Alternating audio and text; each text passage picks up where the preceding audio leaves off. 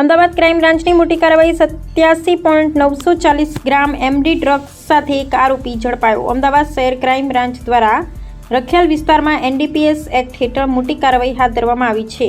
તારીખ 8/6/2026ના રોજ મળેલી ચોક્કસ બાતમીના આધારે ક્રાઇમ બ્રાન્ચની ટીમે મોરારજી ચોક નજીક ગુજરાત હાઉસિંગ બોર્ડના ખુલ્લા મેદાનમાં દરોડો પાડી એક શખ્સને ઝડપી પાડ્યો હતો। પકડાયેલા આરોપીની ઓળખ મોહમ્મદ સમીર અબ્દુલ કરીમ પઠાણ, ઉંમર વર્ષ 34, રહે રખિયાલ, અમદાવાદ તરીકે થઈ છે।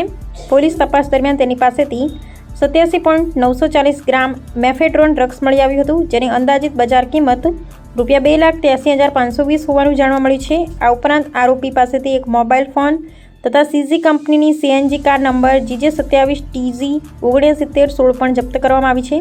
સમગ્ર મુદ્દે ડીસીબી પોલીસ સ્ટેશનમાં એનડીપીએસ એક્ટ હેઠળ ગુનો નોંધવામાં આવ્યો છે।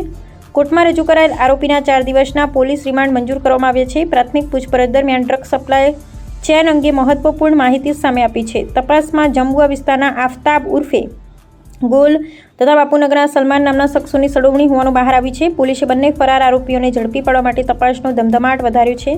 સાથે જ સમગ્ર ડ્રગ્સ નેટવર્કને નાબૂદ કરવા માટે વધુ તપાસ હાથ ધરવામાં આવી રહી છે।